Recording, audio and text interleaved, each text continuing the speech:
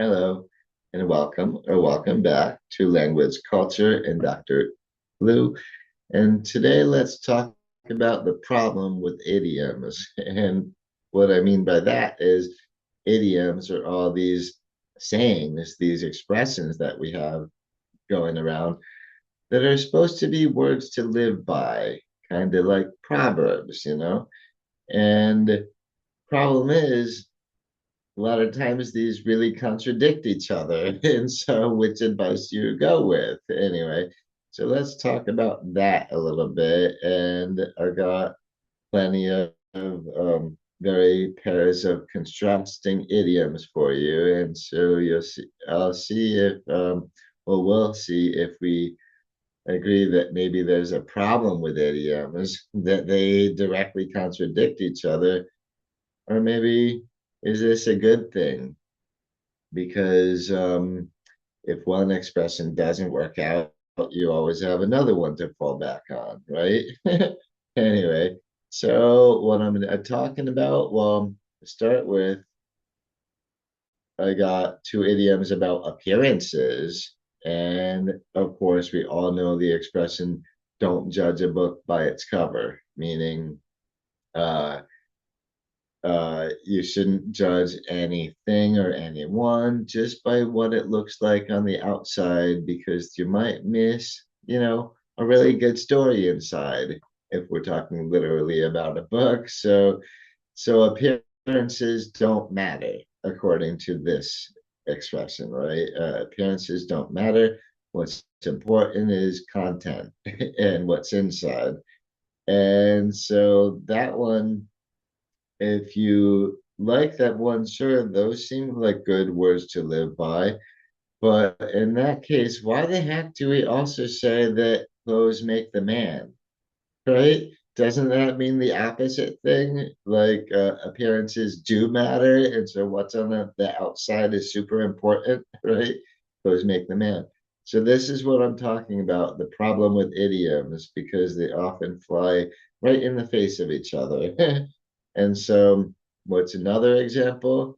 Well, we say that home is where the heart is, which means, I guess, I take that to mean that everything that's the most familiar to you is the most loved by you, and which makes a lot of sense because you're being raised a certain way, you grow up understanding certain things to be normal and just loving things the way they are.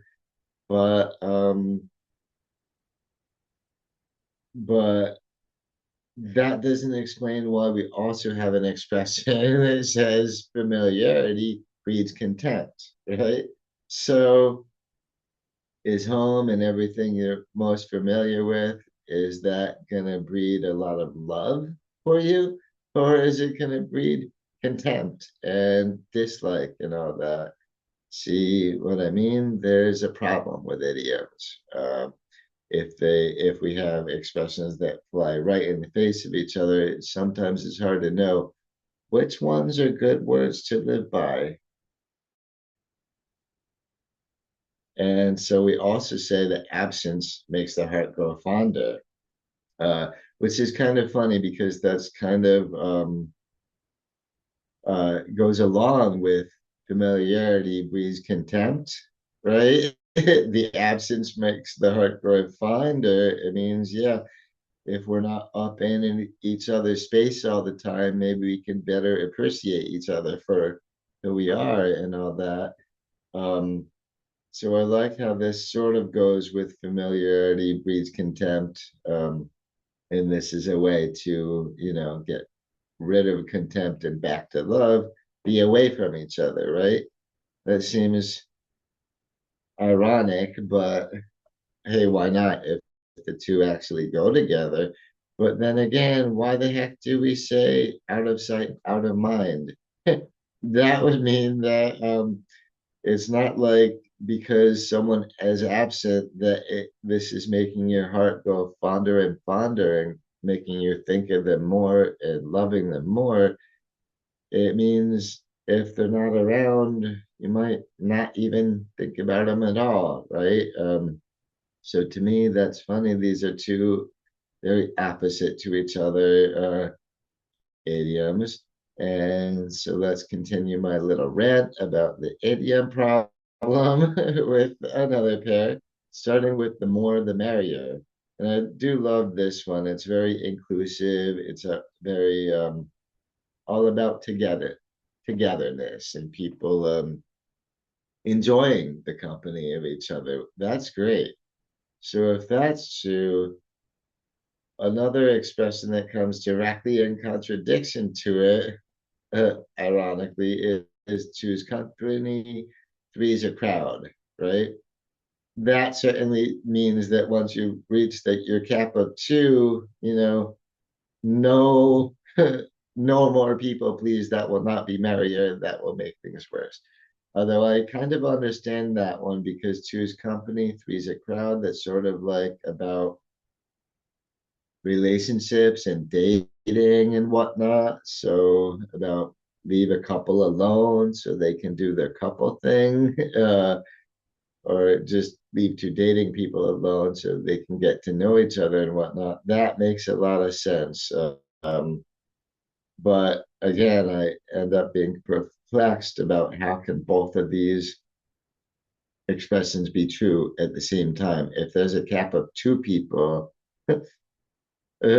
sometimes when you're hanging out, how is all of a sudden now you go well above two people and oh, it makes it more fun? I don't know. So anyway, again, like I said, I'm kind of ranting about a problem I see with idioms here, and I hope yeah, I hope you get my point. And we also have a very old idiom. Actually, almost all of the expressions are pretty old. That's why they're idioms. Oftentimes, idiomatic have very expressions have very ancient or unknown origins. So very old sayings, pretty much, just like proverbs. And we do say do it well or not at all, right? Encouraging people to do a good job at something, not to just half-ass it, which I do like that expression. Good words to live by. Now, if that one is such a good expression, then why the heck do we also say done is better than perfect? Right? To me, again, we have all these idiomatic expressions which are supposed to be kind of words to live by that are flying directly in the face of each other. And to me, I think sometimes that can be a good thing because it gives you a lot more flexibility with what you can accept based to be good judgment when you consider the circumstances and situations of each thing. So I guess I get that, but heck, we got one expression here that's saying make sure to do it really well, and the other is just like, pass it, half ass it. That's fine because getting it done at all is the goal. So to me, yeah. Anyway, thank you again for coming on this little rant with me. And another expression that comes to mind while I'm ranting of contradictory idioms is great minds think alike, right? That's something we often say when two people have a similar idea at the same time. Like if someone says something that you were just thinking of, that you were just almost about to say yourself, you'll say, oh, great minds think alike. But on the other hand, fools seldom differ, right? So I like this opposition of these two pairs of idioms because one implies that if two people are thinking alike, oh, that's good on both of us. We're both really smart, right? Whereas the other one is like, yeah, uh, we both agree on this because we're two dummies, right? So anyway, that's to me kind of funny and goes again to the point of how often idioms are really directly contradicting each other. And we also say, yeah, the more the merrier. And I already brought up this one because two's company, three's a crowd. I just wanted to do a little callback to this one because how can those two things both be true at the same time? If we want more and more people, is it okay that sometimes we only want two? Again, I think this might be the benefit of having contradictory idioms is because certain times different circumstances call for different judgments, you know? Um, anyway, at least that's what these uh these two sayings really hammer down for me. And so what else we got? Money is the root of all evil. Although this saying, I think part of the issue is how it's abbreviated. The original part would be like the love of money and people lusting for money. It's that would be the root of all evil. So it's really pointing to greed is the problem here. But on the other hand, we do say that money is the root of all evil at the same time as saying that money makes the world go round, right? That's kind of funny. If you take these two expressions together and take them both to mean that they're each of them is correct and true and good words to live by, this sort of implies that evil makes the world go round, doesn't it? If money is the root of all evil and money makes the world go round, doesn't that mean that at least the root of all evil makes the world go round? That's a scary thought now, isn't it? To me, kind of freaks me out a little bit. And we also have is a good uh, two opposites, and I'm keeping these both well, together on screen at the same time to start with because they are opposites to each other, and it's all about do opposites attract, which we say that too. That's people. We're mostly when we're talking about dating and relationships and romance, people who are complementary often attract each other. But on the other hand, we say that birds of a feather flock together, which means that people who are alike are more likely to stick together or to come together, stick together. So, what's the more likelihood of attracting someone to be a new long-term companion? Is it going to be being opposite to them or being just like them? That to me is again kind of funny. And so I hope you're seeing the theme here of how these contradictory idioms every once in a while get a little hard to apply because we got what seems like really good advice to start with, and then another piece of what seems like really good advice, just totally cutting it off. And anyway, that's again, that's the problem with idioms. And so we also say that with age comes wisdom, which I think is a really good saying because people do, we live and we gather wisdom through all our lived experiences and things we learn. That's a very good expression. But then again, out of the mouths of babes come all wise sayings. So again, is it really, really young people who have all the wisdom, or is it really old people who have all the wisdom? These two seem to really, really contradict each other now, don't they? And we also have these are two other super contracting idioms. We say the squeaky wheel gets the grease, right? If you see a problem, type up about it and say something because someone might fix it for you and make your life easier that way, right? But we also say silence is golden because not everybody here needs to hear every single opinion that comes chopping through your head, right?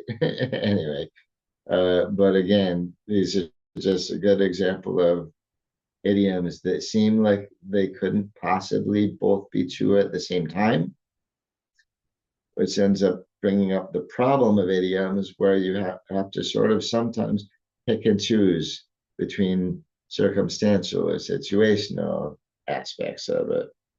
And we also have it's better to be safe than sorry, which I do like that one. Yeah, I like to keep it safe and not take too much risk. Like I don't like motorsports or um, anything like that. And I'm not into skydiving or hang gliding or anything. Like I like to say my nice and safe. But then again, we also say nothing ventured, nothing gained. Um, so those are also again directly contradictory to each other. Means you're not going to get anything out of life if you don't take any risks, right? So is it better to be safe than sorry? Or is it important to take a risk because otherwise you're not going to have any good experiences, you know? So again, problem with idioms is sometimes they're in direct contradiction to each other. And we also say, this is the final pair. I thought this was a good one because it's all about uh, old sayings. Hold fast to the words of our ancestors, right? We want to keep our um, gain cultural knowledge alive. So we want to learn from things that happened in the past and what our ancestors are saying. That seems like very good advice. On the other hand, we've got a contradictory saying that says, wise men make proverbs and fools repeat them. So hold on. Does that mean now that if we're holding fast to the words of our ancestors, that makes us a fool? Huh. Anyway, again, like I said, problem with idioms is they're all supposed to be really good advice, but then again, how could they all be good advice if you really have to pick and choose sometimes between them, you know? So thank you so much for watching this video. I know it wasn't as pretty with all the images I usually have in my videos, but I hope you did appreciate this little rant about the problem with idioms. And so please do give this video a like. Please drop a thumbs up on it. And if you're not subscribed to the channel yet, please do consider subscribing because if you enjoy musings or discovering things about language and culture, then you have come to the right place because that's all we do here. And so thanks again for watching. I'm looking very much forward to talking to you in my next video. And so until then, I will catch you around next time. Bye bye.